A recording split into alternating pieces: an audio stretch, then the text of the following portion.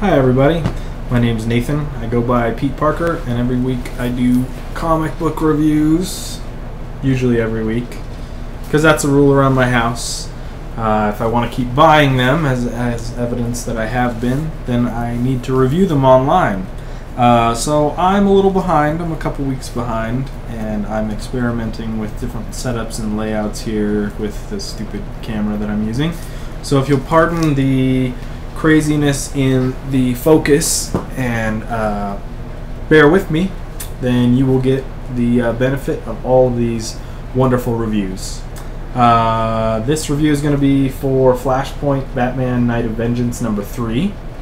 You'll probably be interested that I bought this after not buying the first two, but I'm not really a big Batman fan, and to be honest, the last two covers really didn't appeal to me all that much either. The first one was Wayne's Casino kind of spin-off thing, and then I don't remember what the last one was. But I've been hearing great things about this book, and I wanted to give it a shot before it's gone altogether. I did catch the surprise ending at the end of the last book, which I thought was interesting, but also didn't care. It was along the same lines of Thomas Wayne being Batman in the Flashpoint universe. Kinda cool, but I don't really have any ties to Thomas Wayne, so really it didn't matter at all. But I'm really glad that I picked this up, because the art is really great, and there is some specific liberties that the artist took. Let me read who all it is. I believe it's at the end in this case. Or not in here at all. Somewhere. Oh, here we go. Alarello and Rizzo and Mujevel and Robbins and Johnson. But the art's really good. So, Ryan Azzarello and Edward Rizzo. The art is really great, so it's really worth buying that alone. And then the story is very interesting too, because it's one of the few Flashpoint stories that actually makes a difference, or is different than the main reality. So you see some huge differences in the case of Batman, whereas a lot of the other ones aren't extremely dramatic, at least to me, or not that we've really seen in the books too much. The only thing I didn't really like about this, aside from not being a big Batman fan, is the ending really comes from what's happening in the main Flashpoint book, where Thomas Wayne is desperately trying to get the Flash to revert the world back to where it was, so Bruce Wayne, instead of his parents, is alive. And that's basically the resolution of this story. There was so much awesome build-up and mystery and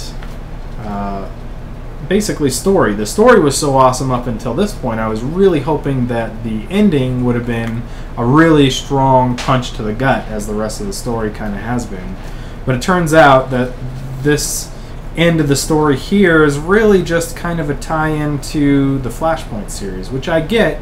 But this is such a strong story and artist and writer altogether that you really didn't need to tie everything back into it. I want to read more about the Flashpoint Batman on his own and the situations that happen here, rather than going back to what's happening to the entire DCU. I mean, I understand the point of it, but again, this is such a unique and interesting situation that I would have liked to read an entire series about this.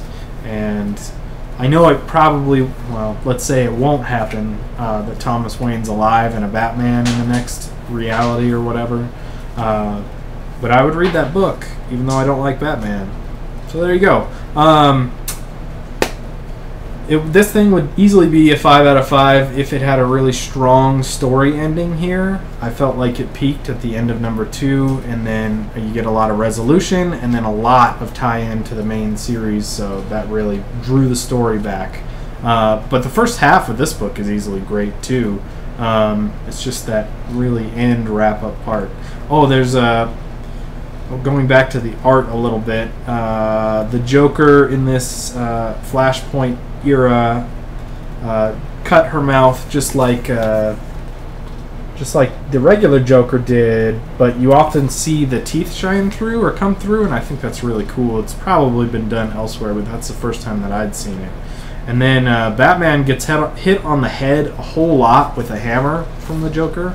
And what I really like is they were showing that blood was coming out of his mask before, but then in panels here and afterward, it made it look like he was crying blood because it's so painful to be in this situation, and there's a lot more emotionally going on than just a fight, more or less.